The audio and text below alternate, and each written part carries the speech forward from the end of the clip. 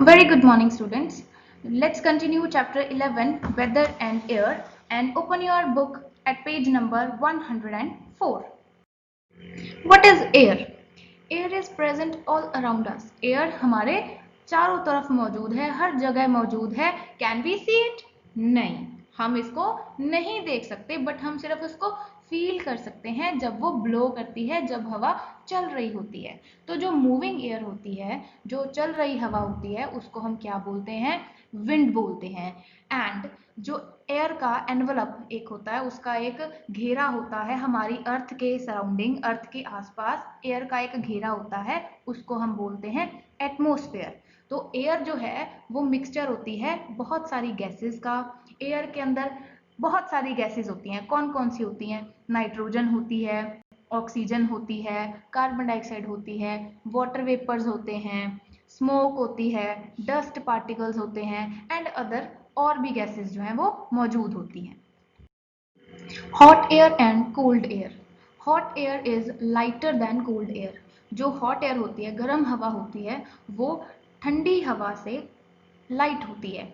तो it means ये मतलब हुआ इसका कि जो हॉट एयर होती है वो हल्की होने की बजाय ये क्या हो जाती है, ऊपर की तरफ ज़्यादा जल्दी चले जाती है. Therefore it rises in the upward direction. Hot air हल्की होने की वजह से क्या होती है, वो ऊपर की डायरेक्शन में चली जाती है. Have you ever seen smoking rising up? क्या आपने कभी देखा है कि कहीं पे अगर आग जली है, जो उसका धुआं होता है वो ऊपर की तरफ जाता है, नीचे की तरफ नहीं आता, वो ऊपर की तरफ उठता है. क्यों? क्योंकि वो स्मोक जो होती है वो क्या होती है, वो हल्की होने की वजह वो क्या हो जाती है, वो ऊपर की तरफ, आसमान की तरफ उड़ जाती है. When the air becomes hot, जब वो हॉट हो जाती है, इट बिकम्स लाइटर, वो लाइट हो जाती है और इसीलिए वो ऊपर की तरफ चले जाती है. Sea breeze. During the day time, जब दिन का समय होता है, and when sun shine brightly, और सन क्या करता है डे के टाइम पे, दिन के समय सन बहुत ज़्यादा ब्राइटली शाइन कर रहा होता है, बहुत ज़्यादा चमक रहा होता है.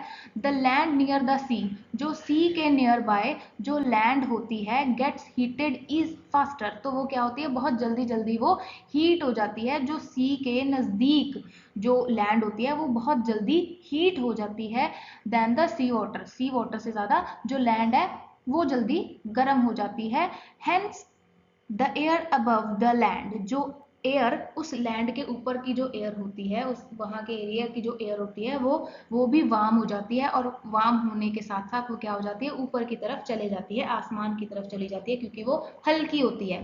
Since the water in the sea, और जो सी के अंदर का जो वाटर होता है वो क्या होता है, वो ठंडा होता है.